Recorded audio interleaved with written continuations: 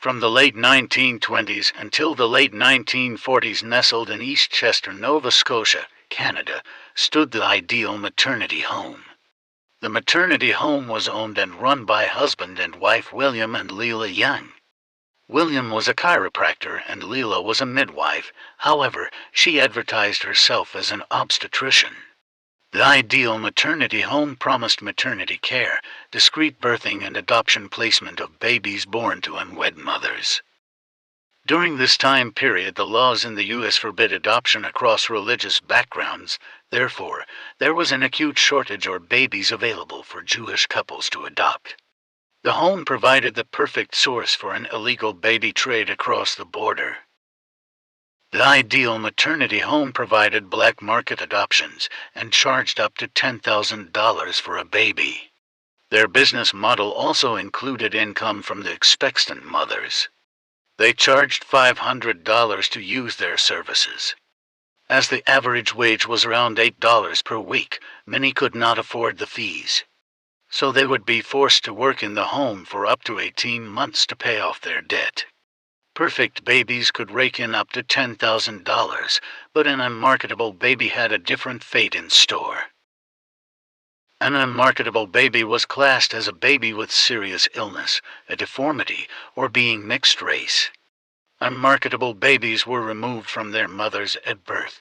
They would then be fed a mixture of molasses and water for up to 2 weeks until the baby starved to death. Upon their deaths, they would be placed into a wooden box which was typically used for groceries and dairy products, hence the name Butterbox Babies. They would then be buried on the property in an unmarked grave, dumped out at sea, or cremated in the home's furnace. It is estimated that 400 to 600 babies were classified as unmarketable and killed in the home. An estimated 1,000 babies were adopted out. Young, unwed, and single mothers were not the only victims to fall for the Young's violent scam. Married couples often enlisted the home for their birthing services, only to be told upon delivery of their baby that the baby had died shortly after birth, but in fact, their healthy bundle of joy had been sold for top dollar to adoptive parents. On the 4th of March 1936, Leila and William were charged with 2 counts of manslaughter for the deaths of Eva Neforth and her newborn baby in January of that year. It is alleged the deaths were caused by unsanitary conditions as well as medical negligence. After a 3-day trial, both Leila and William were acquitted.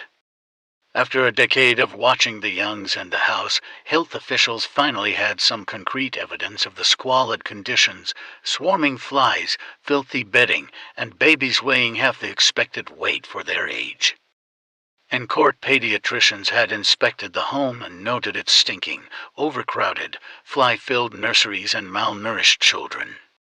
Some of the mothers had testified having to lie about their child's religion and death from lack of medical care for their children. They also testified about lying to health officials and posing as nurses. The Youngs were convicted of illegally selling babies to Americans and fined for $128.90.